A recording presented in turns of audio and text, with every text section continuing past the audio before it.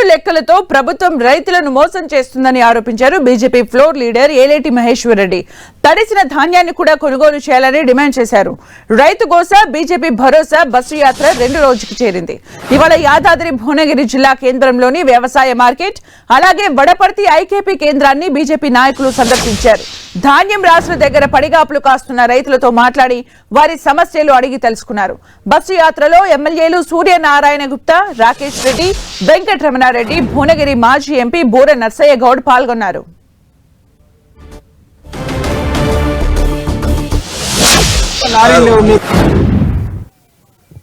రైతు ఈరోజు పండించిన పంట అమ్ముకోవడానికి ప్రాణాలు వదులుతూ ఉంటే రాష్ట్ర ప్రభుత్వం గాఢ నిద్రలో అసలు సమస్య లేనట్టు 80% పండించిన పంట కొనుగోలు చేసినట్టుగా ముఖ్యమంత్రి గొప్పలు చెప్తా ఉన్నాడు.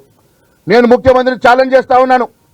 తప్పుడు మాటలు తప్పుడు లెక్కలు చెప్పేటువంటి ముఖ్యమంత్రి రేవంత్ రెడ్డి గారు, నీకు దమ్ము ధైర్యం ఉంటే రండి, నీ రాష్ట్రంలో నువ్వు చెప్పిన చోటికి తీసుకెళ్తా, రైతు పడేటువంటి కష్టాలు చూడండి, అక్కడ వరి కుప్పలను చూడండి, మక్కల సంగతి అదే, జొన్నల సంగతి అదే, సన్ఫ్లవర్ అంతే ఉంది, శనగల విషయం కొనుగోలు మొదలు కాలే.